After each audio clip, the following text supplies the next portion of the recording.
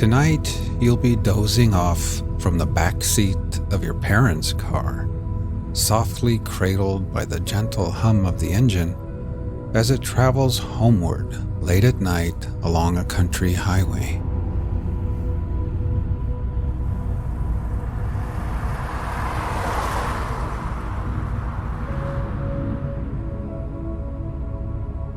Imagine you are sitting in the back seat with your head nestled into a cozy pillow propped against the window. You are gazing out at the moonlit countryside, and on your face is a soft and secret smile.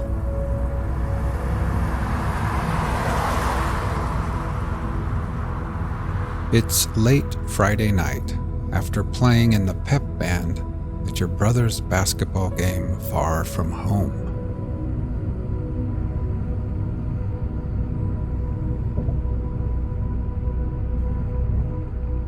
Your kid's sister has nodded off already.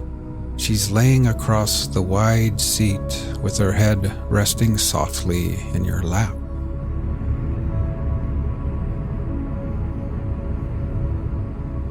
You are tired too after a long week of high school and homework, but you're also full of wonder, and that smile on your face is perfectly concealed in the shadows, only illuminated sporadically by the flickering flashes of light cast from the headlights of oncoming cars.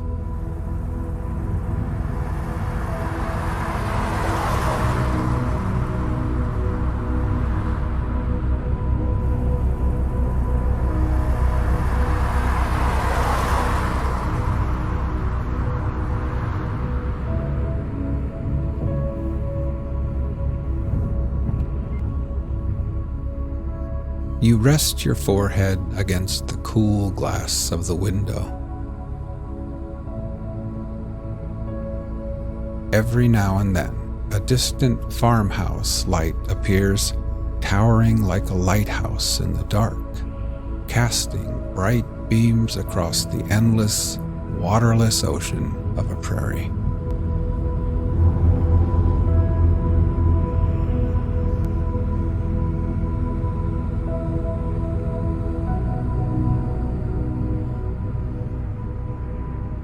Now, slowly we'll begin to relax.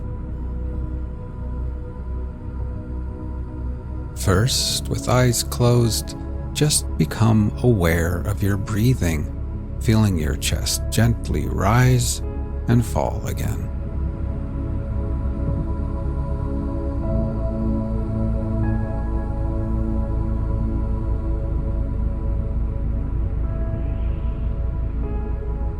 Next, we'll try taking a few deeper breaths, filling our lungs with air, holding it, and then gently exhaling and letting it all go. Ready? Inhale deeply, hold for 3, 2, 1, and then exhale.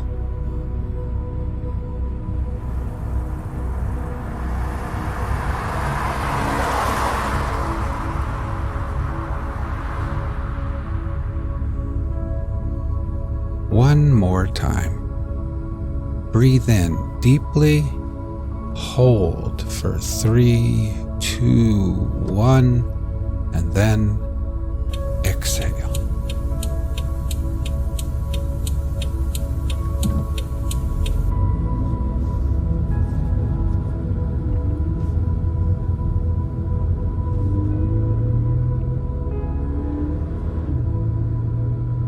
And try thinking to yourself, as I sit here in the back seat, I can feel gravity's pull tugging me gently back towards Earth. With every exhale, I can feel the weight of the day slipping away.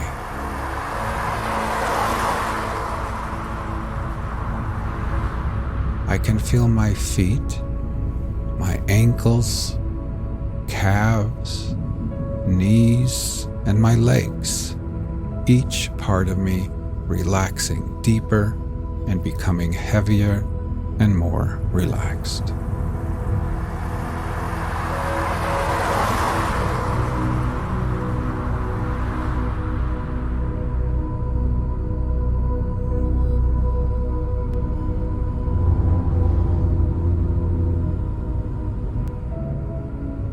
Up in the front seat, your parents recap and relive the big game.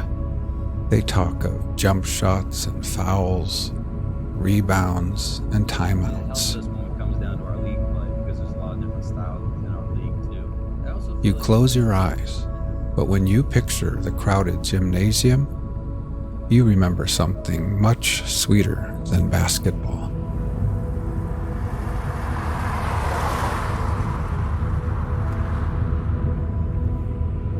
Your mind drifts back, but now the memory of the night is soothing and hypnotic, somehow quieter, as if it all played out in slow motion. Sneakers squeaking on the hardwood floor, cheers blasting out from spirit sections choreographed by cheerleaders and mascots.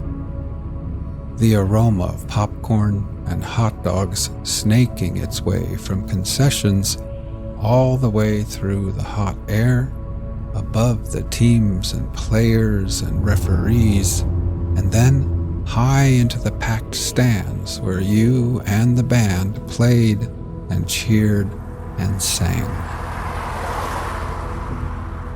You quietly reflect on how unexpected your first love appeared in your young life.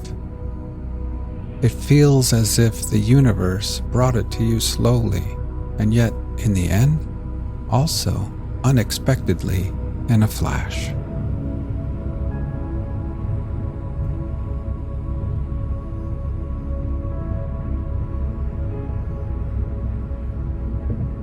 Now let's try taking a few more deep breaths.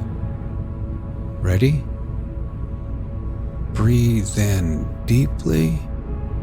Hold for 3, 2, 1, and then exhale.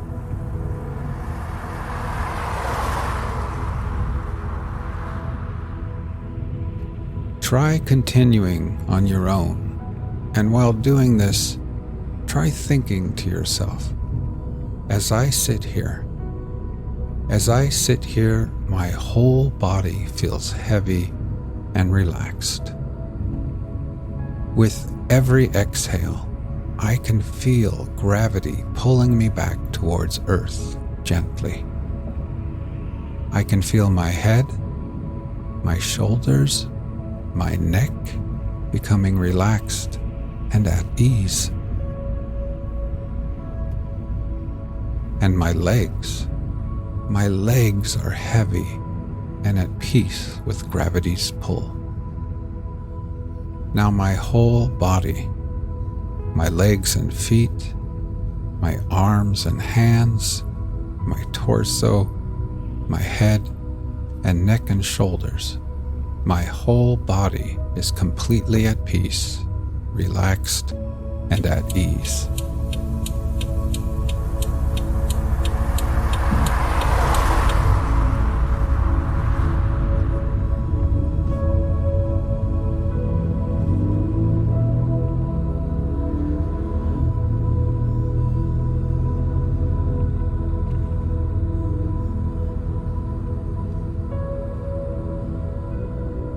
For weeks and weeks at band practice and at games, you had played right there next to each other, bumping elbows, close enough to catch quick flashes of fragrances, close enough for smiles, quick glances, silly and innocent flirtations without considering really when and where or if you might actually ever kiss.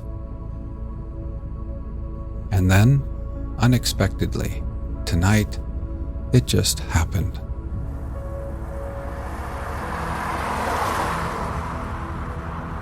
while the whole gymnasium was on its feet, the whole world preoccupied with some monumental moment of a basketball game. It just happened right there in the minuscule universe between the two of you.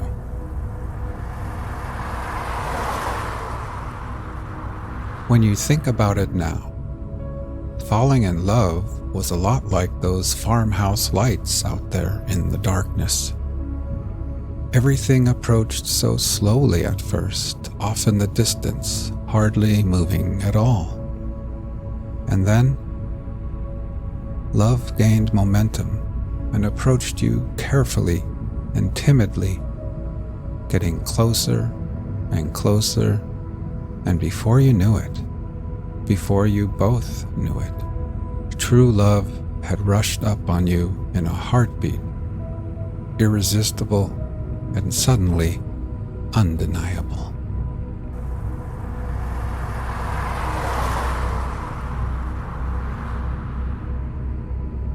You smile now, thinking how you had always imagined your first kiss would happen somewhere private and hidden, and yet, in the end, yours was out in the open and in front of hundreds of people who never even saw it.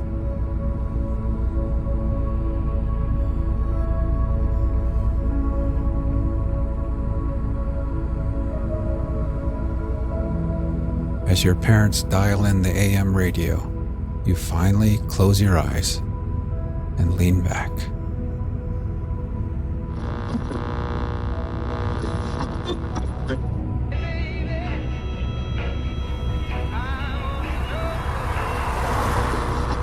The Great Stone Face,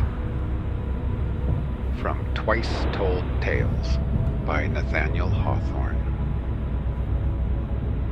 One afternoon, when the sun was going down, a mother and her little boy sat at the door of their cottage, talking about the Great Stone Face. They had but to lift their eyes, and there it was plainly to be seen, though miles away, with the sunshine brightening all its features. And what was the Great Stone Face? Embosomed amongst a family of lofty mountains, there was a valley so spacious that it contained many thousand inhabitants. Some of these good people dwelt in log huts with the black forest all around them on the steep and difficult hillsides. Others had their homes in comfortable farmhouses and cultivated the rich soil on the gentle slopes or level surfaces of the valley. Others, again, were congregated into populous villages where some wild highland rivulet, tumbling down from its birthplace in the upper mountain region, had been caught and tamed by human cunning and compelled to turn the machinery of cotton factories. The inhabitants of this valley, in short, were numerous and of many modes of life, but all of them, grown people and children, had a kind of familiarity with the Great Stone Face, although some possessed the gift of distinguishing this grand natural phenomenon more perfectly than many of their neighbors. The Great Stone Face, then, was a work of nature in her mood of majestic playfulness, formed on the perpendicular side of a mountain by some immense rocks, which had been thrown together in such a position as, when viewed at a proper distance, precisely to resemble the features of the human countenance. It seemed as if an enormous giant or a titan had sculptured his own likeness on the precipice. There was the broad arch of the forehead, 100 feet in height, the nose with its long bridge, and the vast lips which, if they could have spoken, would have rolled their thunder accents from one end of the valley to the other. True it is that if the spectator approached too near, he lost the outline of the gigantic visage, and could discern only a heap of ponderous and gigantic rocks, piled in chaotic ruin one upon another. Retracing his steps, however, the wondrous features would again be seen, and the farther he withdrew from them, the more like a human face, with all its original divinity intact, did they appear, until, as it grew dim in the distance, with the clouds and glorified vapor of the mountains clustering about it, the great stone face seemed positively to be alive. It was a happy lot for children to grow up to manhood or womanhood with the great stone face before their eyes, for all the features were noble, and the expression was at once grand and sweet, as if it were the glow of a vast, warm heart that embraced all mankind in its affections and had room for more. It was an education only to look at it. According to the belief of many people, the valley owed much of its fertility to this benign aspect that was continually beaming over it, illuminating the clouds and infusing its tenderness into the sunshine. As we began with saying, a mother and her little boy sat at their cottage door, gazing at the great stone face and talking about it. The child's name was Ernest. "Mother," said he, while the titanic visage smiled on him, "I wish that it could speak, for it looks so very kindly that its voice must needs be pleasant. If I were to see a man with such a face, I should love him dearly." "If an old prophecy should come to pass," answered his mother, "we may see a man sometime or other with exactly such a face as that." "What prophecy do you mean, dear mother?" eagerly inquired Ernest. "Pray tell me about it." So his mother told him a story that her own mother had told to her when she herself was younger than little Ernest, a story not of things that were past, but of what was yet to come. A story nevertheless so very old that even the Indians who formerly inhabited this valley had heard it from their forefathers, to whom, as they affirmed, it had been murmured by the mountain streams and whispered by the wind among the treetops. The purport was that at some future day a child should be born hereabouts, who was destined to become the greatest and noblest personage of his time, and whose countenance in manhood should bear an exact resemblance to the great stone face. Not a few old-fashioned people, and young ones likewise, in the ardor of their hopes, still cherished an enduring faith in this old prophecy, but others, who had seen more of the world, had watched and waited till they were weary, and had beheld no man with such a face, nor any man that proved to be much greater or nobler than his neighbors, concluded it to be nothing but an idle tale. At all events, the great man of the prophecy had not yet appeared. "Oh, mother, dear mother," cried Ernest, clapping his hands above his head, "I do hope that I shall live to see him." His mother was an affectionate and thoughtful woman, and felt that it was wisest not to discourage the generous hopes of her little boy. So she only said to him, "Perhaps you may." And Ernest never forgot the story that his mother told him. It was always in his mind whenever he looked upon the great stone face. He spent his childhood in the log cottage where he was born, and was dutiful to his mother, and helpful to her in many things, assisting her much with his little hands and more with his loving heart. In this manner, from a happy yet often pensive child, he grew up to be a mild, quiet, unobtrusive boy, and sun-browned with labor in the fields, but with more intelligence brightening his aspect than is seen in many lads who have been taught at famous schools. Yet Ernest had had no teacher, save only that the great stone face became one to him.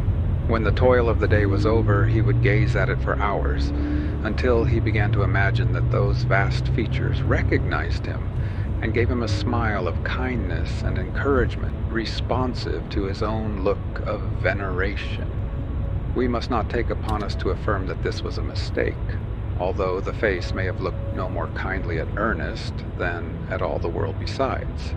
But the secret was that the boy's tender and confiding simplicity discerned what other people could not see, and thus the love, which was meant for all, became his peculiar portion. About this time there went a rumor throughout the valley that the great man, foretold from ages long ago, who was to bear a resemblance to the great stone face, had appeared at last.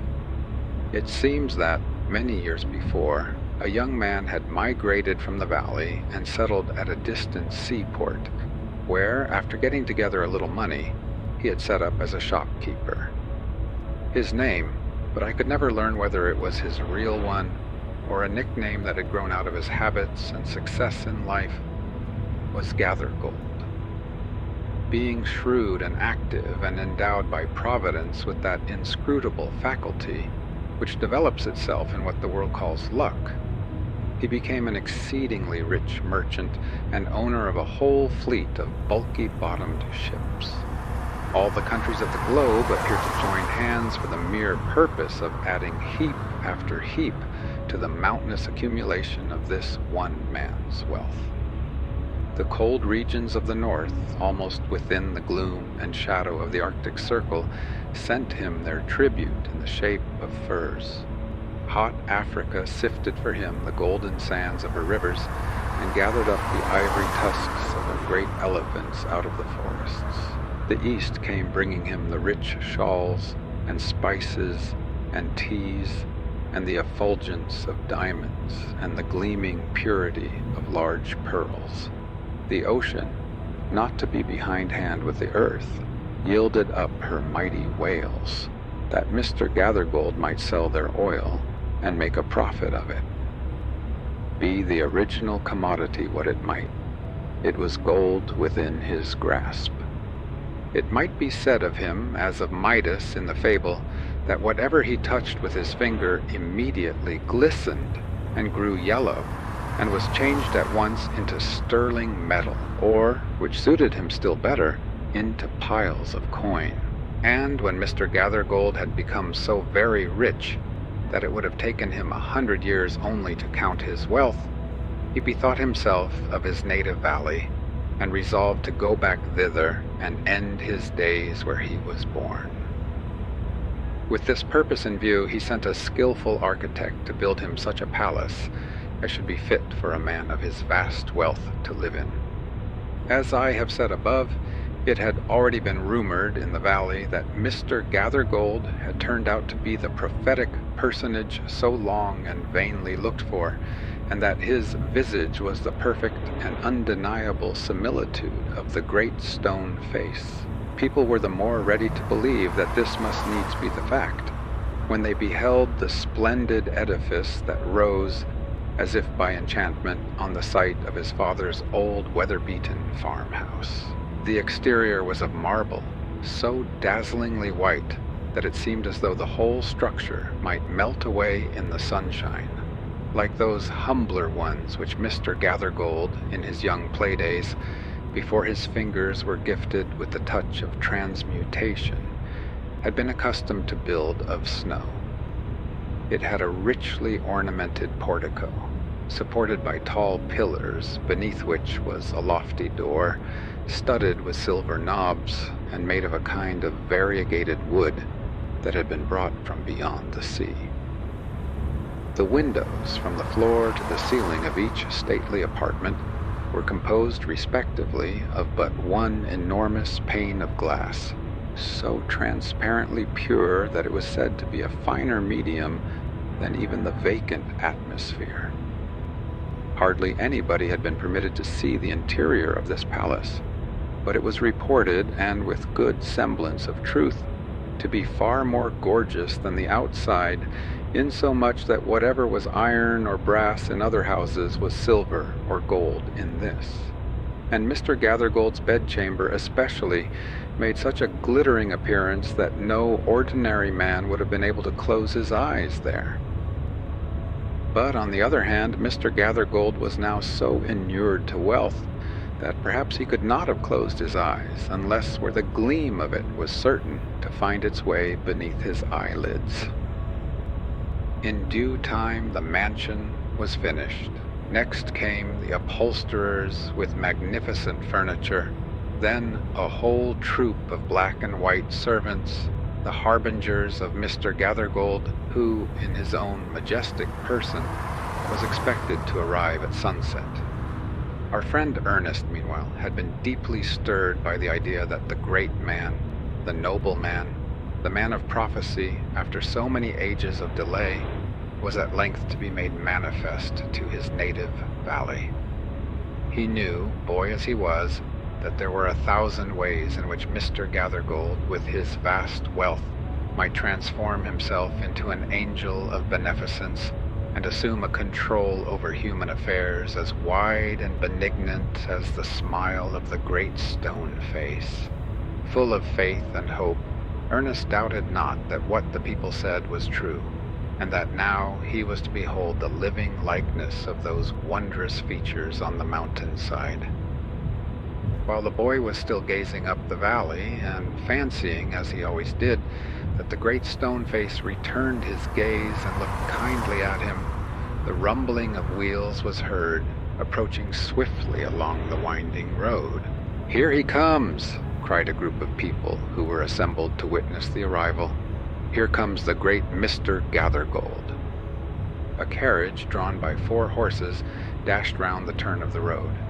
Within it, thrust partly out of the window, appeared the physiognomy of the old man, with a skin as yellow as if his own Midas hand had transmuted it.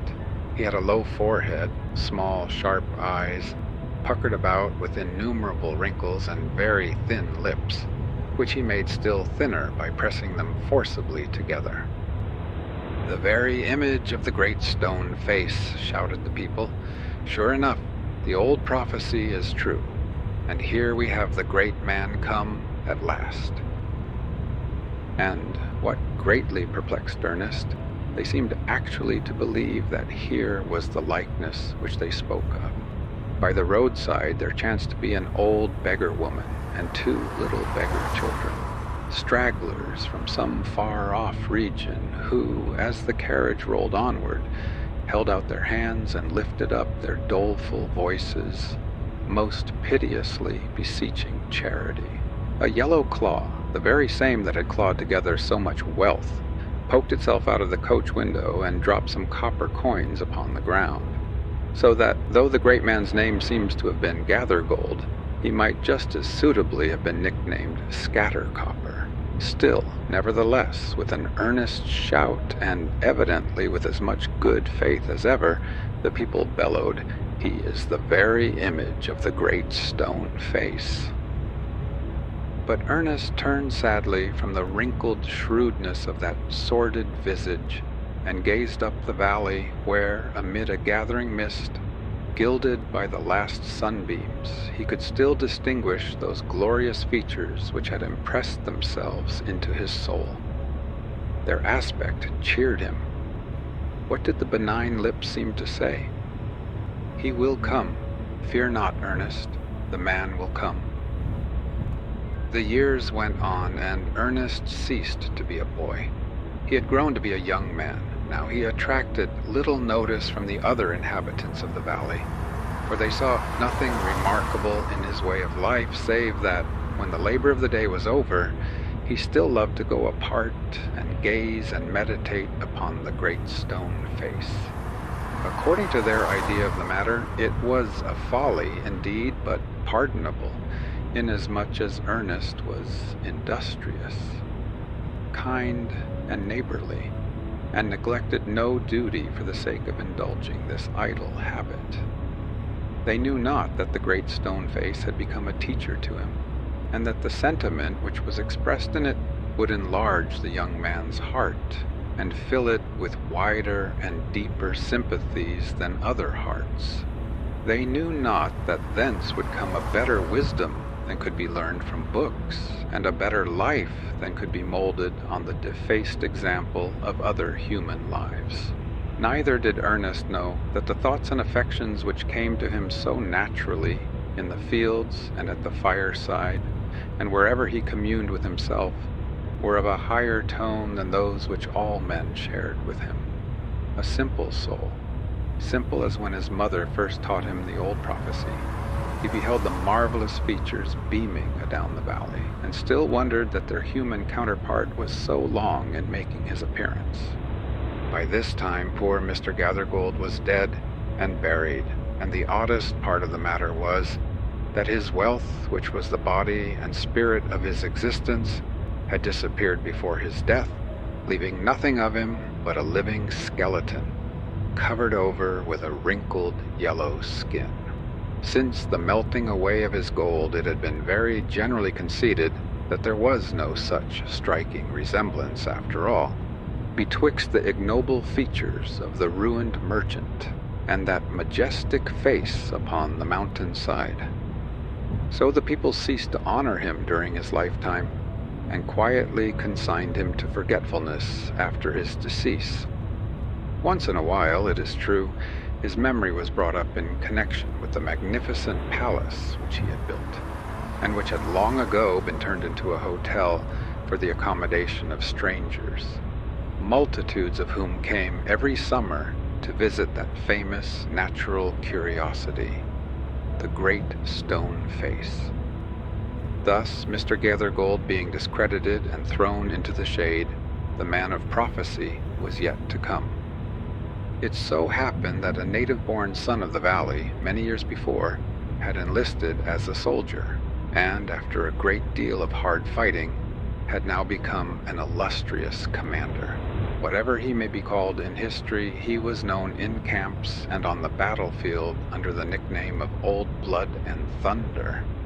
This war-worn veteran, being now infirm with age and wounds, and weary of the turmoil of a military life, and of the roll of the drum and the clangor of the trumpet that had so long been ringing in his ears, had lately signified a purpose of returning to his native valley, hoping to find repose where he remembered to have left it.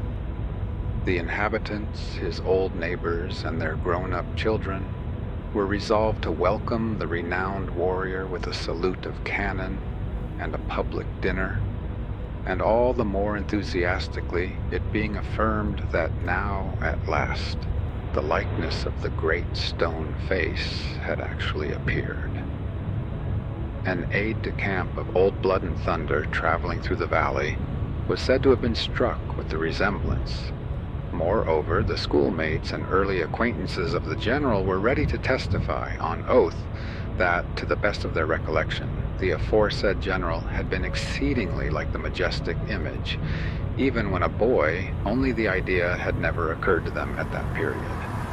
Great, therefore, was the excitement throughout the valley, and many people who had never once thought of glancing at the Great Stone Face for years before, now spent their time in gazing at it, for the sake of knowing exactly how General Blood and Thunder looked.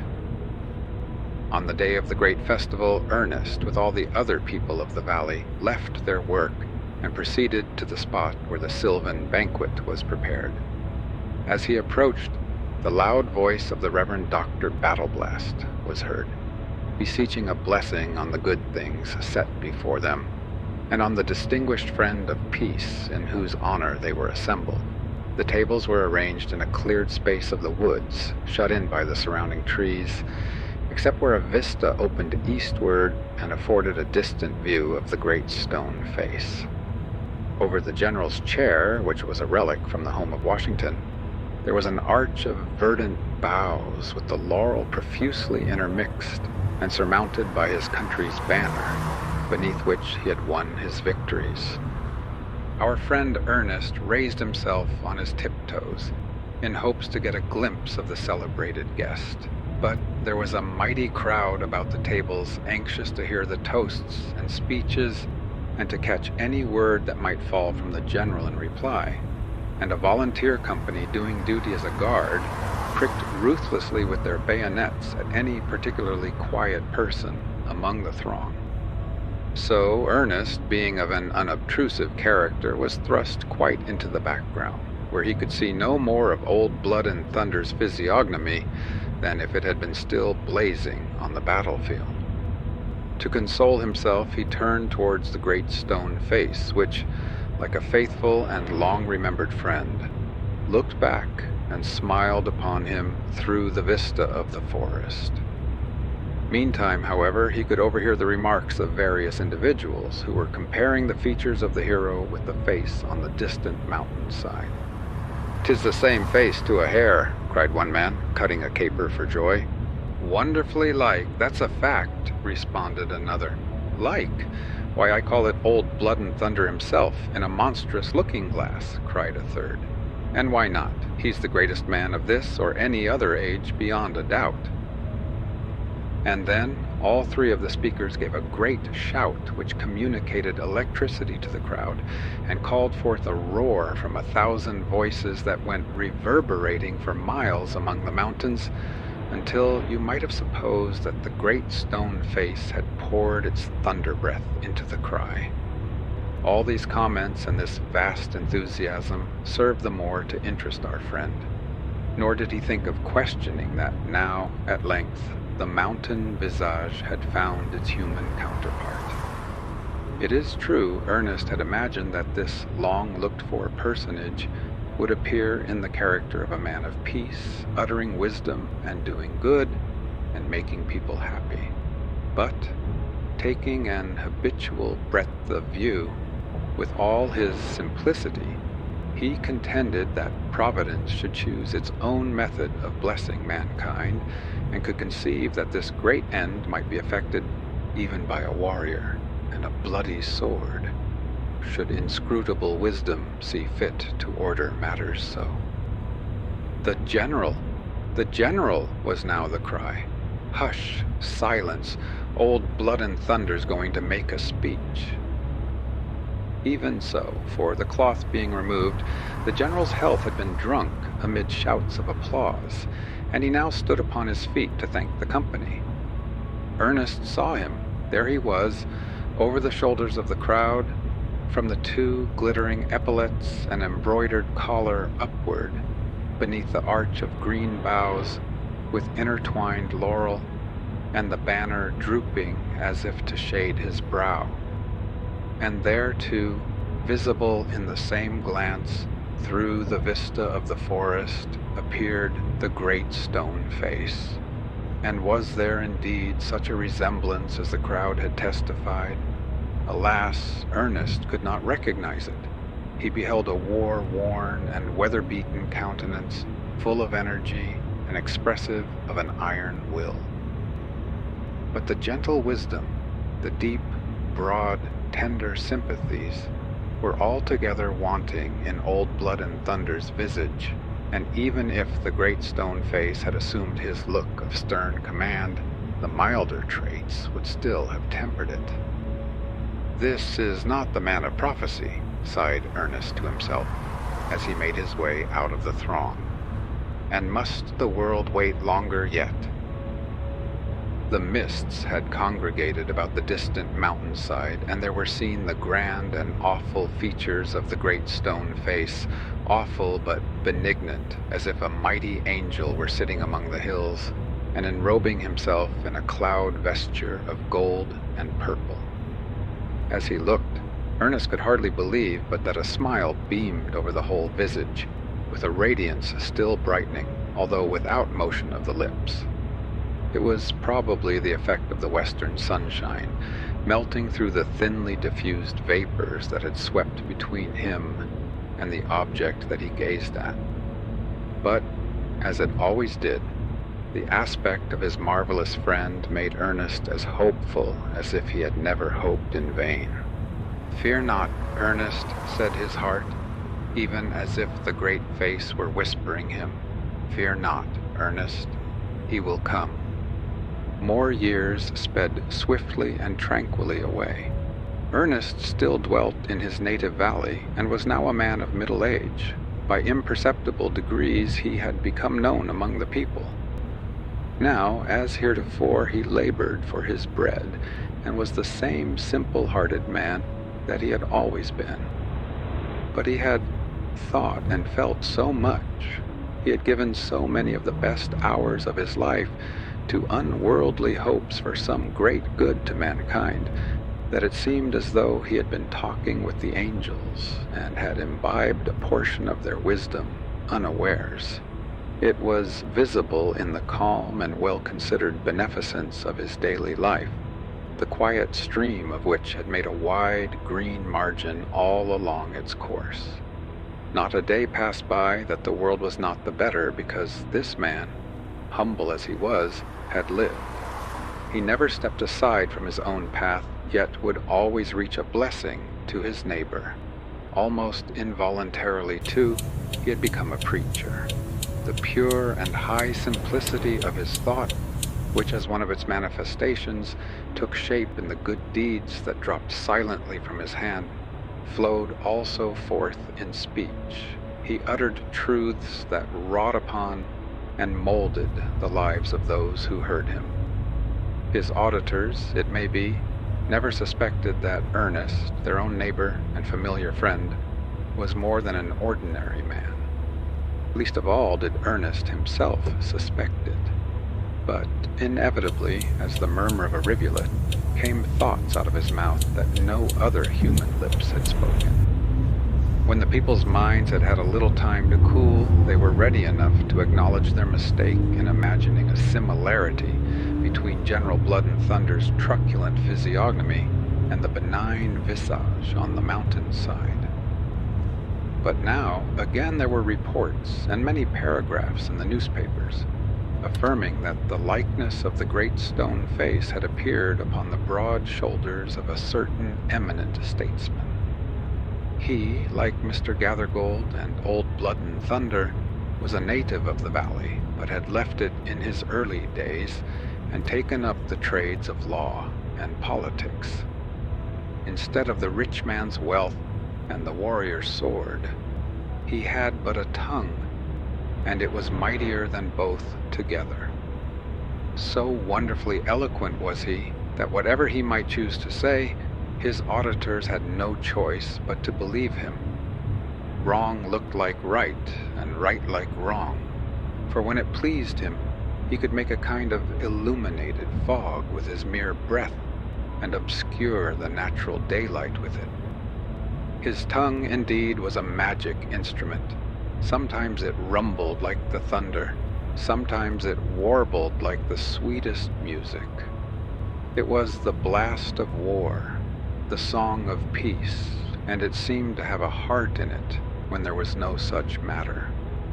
In good truth, he was a wondrous man, and when his tongue had acquired him all other imaginable success, when it had been heard in halls of state and in the courts of princes and potentates, after it had made him known all over the world, even as a voice crying from shore to shore, it finally persuaded his countrymen to select him for the presidency. Before this time, indeed, as soon as he began to grow celebrated, his admirers had found out the resemblance between him and the great stone face, and so much were they struck by it that throughout the country this distinguished gentleman was known by the name of Old Stony Phiz. The phrase was considered as giving a highly favorable aspect to his political prospects, for, as is likewise the case with the Popadom, nobody ever becomes president without taking a name other than his own. While his friends were doing their best to make him president, Old Stony Phiz, as he was called, set out on a visit to the valley where he was born. Of course, he had no other object than to shake hands with his fellow citizens, and neither thought nor cared about any effect which his progress through the country might have upon the election. Magnificent preparations were made to receive the illustrious statesman. A cavalcade of horsemen set forth to meet him at the boundary line of the state, and all the people left their business and gathered along the wayside to see him pass. Among these was Ernest. Though more than once disappointed, as we have seen, he had such a hopeful and confiding nature that he was always ready to believe in whatever seemed beautiful and good. He kept his heart continually open, and thus was sure to catch the blessing from on high when it should come. So now again, as buoyantly as ever, he went forth to behold the likeness of the great stone face. The cavalcade came prancing along the road with a great clattering of hoofs and a mighty cloud of dust, which rose up so dense and high that the visage of the mountainside was completely hidden from Ernest's eyes. All the great men of the neighborhood were there on horseback, militia officers in uniform, the member of Congress, the sheriff of the county, the editors of newspapers, and many a farmer too, had mounted his patient steed, with his Sunday coat upon his back. It really was a very brilliant spectacle, especially as there were numerous banners flaunting over the cavalcade, on some of which were gorgeous portraits of the illustrious statesman and the great stone face, smiling familiarly at one another like two brothers. If the pictures were to be trusted, the mutual resemblance, it must be confessed, was marvelous. We must not forget to mention that there was a band of music which made the echoes of the mountains ring and reverberate with the loud triumph of its strains, so that airy and soul-thrilling melodies broke out among all the heights and hollows, as if every nook of his native valley had found a voice to welcome the distinguished guest. But the grandest effect was when the far-off mountain precipice flung back the music, for then the great stone face itself seemed to be swelling the triumphant chorus in acknowledgment that, at length, the man of prophecy was come. All this while the people were throwing up their hats and shouting with enthusiasm so contagious that the heart of Ernest kindled up, and he likewise threw up his hat and shouted as loudly as the loudest, "Huzzah for the great man! Huzzah for old Stony Phiz!" But as yet he had not seen him. "Here he is now," cried those who stood near Ernest. There, look at old Stony Phiz, and then at the old man of the mountain, and see if they are not as like as two twin brothers." In the midst of all this gallant array came an open barouche drawn by 4 white horses, and in the barouche, with his massive head uncovered, sat the illustrious statesman, old Stony Phiz himself. "Confess it," said one of Ernest's neighbors to him. "The great stone face has met its match at last." Now, it must be owned that at his first glimpse of the countenance which was bowing and smiling from the barouche, Ernest did fancy that there was a resemblance between it and the old familiar face upon the mountainside. The brow, with its massive depth and loftiness, and all the other features indeed, were boldly and strongly hewn, as if in emulation of a more than heroic, of a titanic model. But the sublimity and stateliness, the grand expression of a divine sympathy that illuminated the mountain visage and etherealized its ponderous granite substance into spirit, might here be sought in vain. Something had been originally left out, or had departed, and therefore the marvelously gifted statesman had always a weary gloom in the deep caverns of his eyes, as of a child that has outgrown its playthings, or a man of mighty faculties and little aims, whose life, with all its high performances, was vague and empty because no high purpose had endowed it with reality. Still, Ernest's neighbor was thrusting his elbow into his side and pressing him for an answer. "Confess, confess. Is not he the very picture of your old man of the mountain?" "No," said Ernest bluntly. "I see little or no likeness." "Then so much the worse for the great stone face," answered his neighbor. And again he set up a shout for old Stony Phiz. But Ernest turned away, melancholy and almost despondent, for this was the saddest of his disappointments, to behold a man who might have fulfilled the prophecy, and had not willed to do so. Meantime the cavalcade, the banners, the music, and the barouches swept past him, with the vociferous crowd in the rear, leaving the dust to settle down, and the great stone face to be revealed again, with the grandeur that it had worn for untold centuries. "Lo, here I am, Ernest," the benign lips seemed to say. "I have waited longer than thou, and am not yet weary. Fear not, the man will come." The years hurried onward, treading in their haste on one another's heels, and now they began to bring white hairs and scatter them over the head of Ernest. They made reverend wrinkles across his forehead and furrows in his cheeks. He was an aged man, But not in vain had he grown old. More than the white hairs on his head were the sage thoughts in his mind.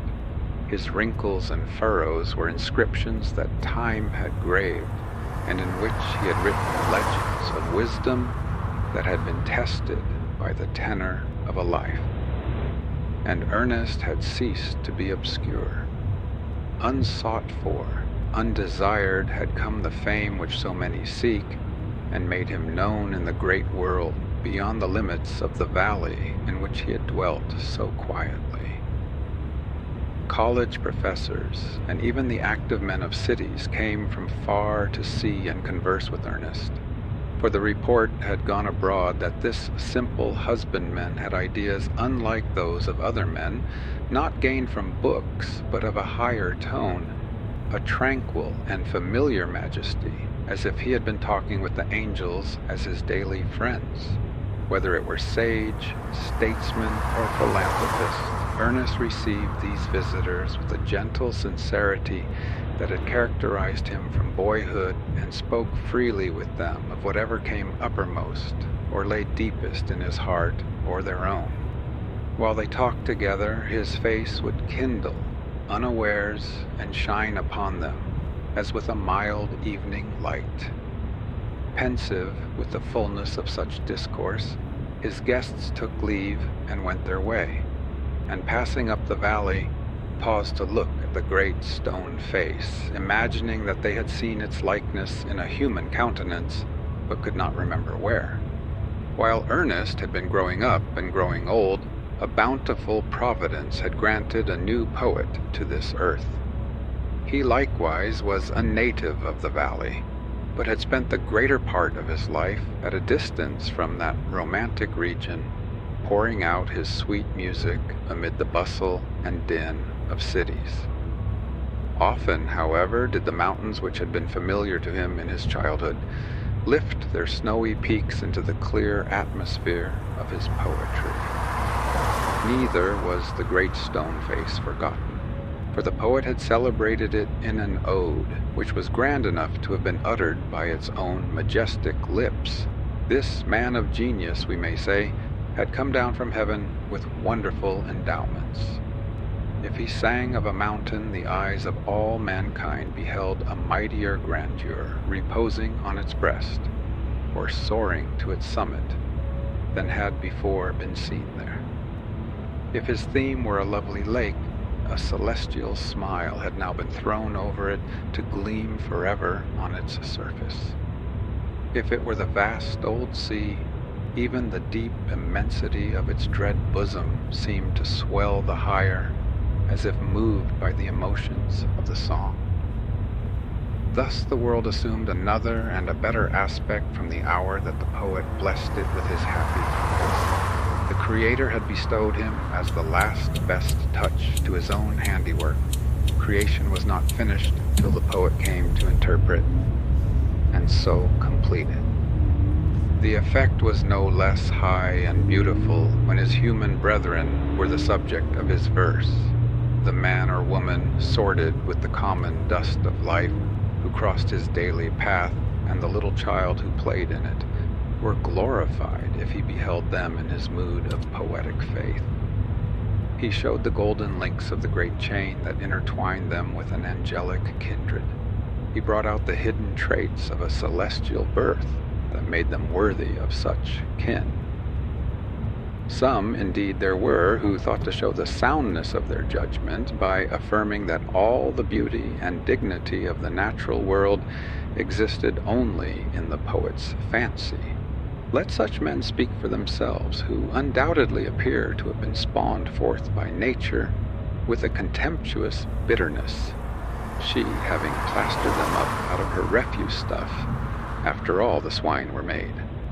As respects all things else, the poet's ideal was the truest truth. The songs of this poet found their way to Ernest. He read them after his customary toil, seated on the bench before his cottage door, where for such a length of time he had filled his repose with thought by gazing at the great stone face. And now, as he read stanzas that caused the soul to thrill within him, he he lifted his eyes to the vast countenance beaming on him so benignantly. "O majestic friend," he murmured, addressing the great stone face, "is not this man worthy to resemble thee?" The face seemed to smile, but answered not a word. Now it happened that the poet, though he dwelt so far away, had not only heard of Ernest, but had meditated much upon his character, until he deemed nothing so desirable as to meet this man, whose untaught wisdom walked hand in hand with the noble simplicity of his life. One summer morning, therefore, he took passage by the railroad, and in the decline of the afternoon alighted from the cars at no great distance from Ernest's cottage. The great hotel, which had formerly been the palace of Mr. Gathergold, was close at hand, but the poet, with his carpet-bag on his arm, inquired at once where Ernest dwelt, and was resolved to be accepted as his guest. Approaching the door, he there found the good old man, holding a volume in his hand, which alternately he read, and then, with a finger between the leaves, looked lovingly at the great stone face. "Good evening," said the poet. "Can you give a traveler a night's lodging?" "Willingly," answered Ernest, and then he added, smiling, "Methinks I never saw the great stone face look so hospitably at a stranger." The poet sat down on the bench beside him, and he and Ernest talked together. Often had the poet held intercourse with the wittiest and the wisest, but never before with a man like Ernest, whose thoughts and feelings gushed up with such a natural freedom, and who made great truths so familiar by his simple utterance of them. Angels, as had been so often said, seemed to have wrought with him at his labor in the fields. Angels seemed to have sat with him by the fireside, and dwelling with angels as friend with friends, he had imbibed the sublimity of their ideas, and imbued it with the sweet and lowly charm of household words. So thought the poet, and Ernest, on the other hand, was moved and agitated by the living images which the poet flung out of his mind, and which peopled all the air about the cottage door with shapes of beauty, both gay and pensive. The sympathies of these two men instructed them with a profounder sense than either could have attained alone. Their minds accorded into one strain and made delightful music, which neither of them could have claimed as all his own, nor distinguished his own share from the others. They led one another, as it were, into a high pavilion of their thoughts, so remote and hitherto so dim that they had never entered it before, and so beautiful that they desired to be there always. As Ernest listened to the poet, he imagined that the great stone face was bending forward to listen too. He gazed earnestly into the poet's glowing eyes. "Who are you, my strangely gifted guest?" he said. The poet laid his finger on the volume that Ernest had been reading. "You have read these poems," said he. "You know me then, for I wrote them." Again, and still more earnestly than before, Ernest examined the poet's features, then turned towards the great stone face, then back with an uncertain aspect to his guest. But his countenance fell. He shook his head and sighed. "Wherefore are you sad?" inquired the poet.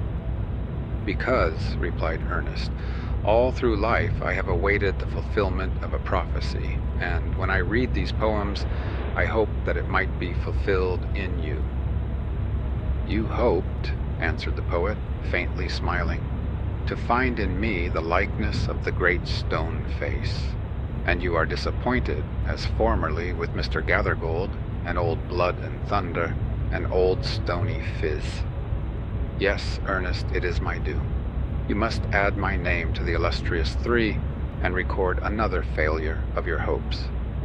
For, in shame and sadness do I speak it, Ernest, I am not worthy to be typified by yonder benign and majestic image."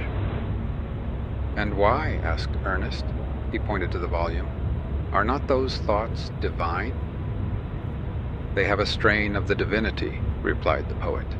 You can hear in them the far-off echo of a heavenly song, but my life, dear Ernest, has not corresponded with my thought.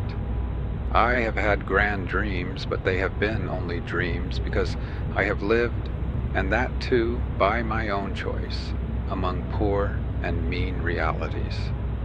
Sometimes even, shall I dare to say it, I lack faith in the grandeur, the beauty, and the goodness which my own words are said to have made more evident in nature and in human life. Why then, pure seeker of the good and true, shouldst thou hope to find me in yonder image of the divine? The poet spoke sadly, and his eyes were dim with tears. So, likewise, were those of Ernest.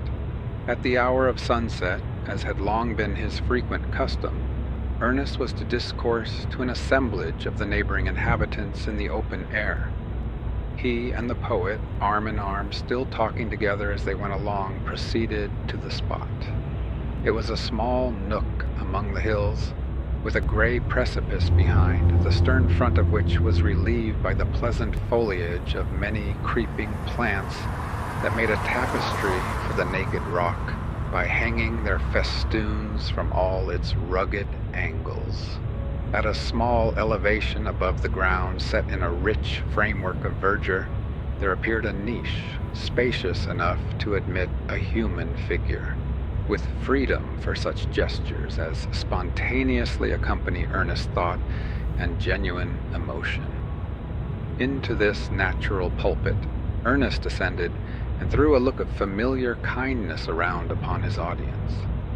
They stood, or sat, or reclined upon the grass, as seemed good to each, with the departing sunshine falling obliquely over them, and mingling its subdued cheerfulness with the solemnity of a grove of ancient trees, beneath and amid the boughs of which the golden rays were constrained to pass.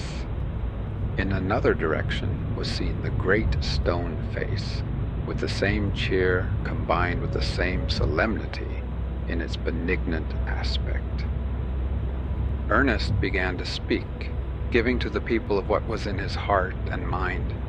His words had power because they accorded with his thoughts, and his thoughts had reality and depth because they harmonized with the life which he had always lived. It was not mere breath that this preacher uttered.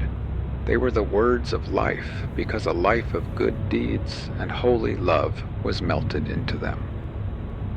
Pearls, pure and rich, had been dissolved into this precious draught. The poet, as he listened, felt that the being and character of Ernest were a nobler strain of poetry than he had ever written. His eyes glistening with tears, he gazed reverentially at the venerable man, and said within himself that never was there an aspect so worthy of a prophet and a sage as that mild, sweet, thoughtful countenance, with the glory of white hair diffused about it. At a distance, but distinctly to be seen, high up in the golden light of the setting sun, appeared the great stone face, with hoary mists around it, like the white hairs around the brow of Ernest. Its look of grand beneficence seemed to embrace the world. At that moment, in sympathy with the thought which he was about to utter, the face of Ernest assumed a grandeur of expression, so imbued with benevolence that the poet, by an irresistible impulse, threw his arms aloft and shouted, "Behold, behold, Ernest is himself the likeness of the great stone face." Then all the people looked, and saw that what the deep-sighted poet said was true. The prophecy was fulfilled, but Ernest, having finished what he had to say, took the poet's arm and walked slowly homeward, still hoping that some wiser and better man than himself would by and by appear, bearing a resemblance to the great stone face.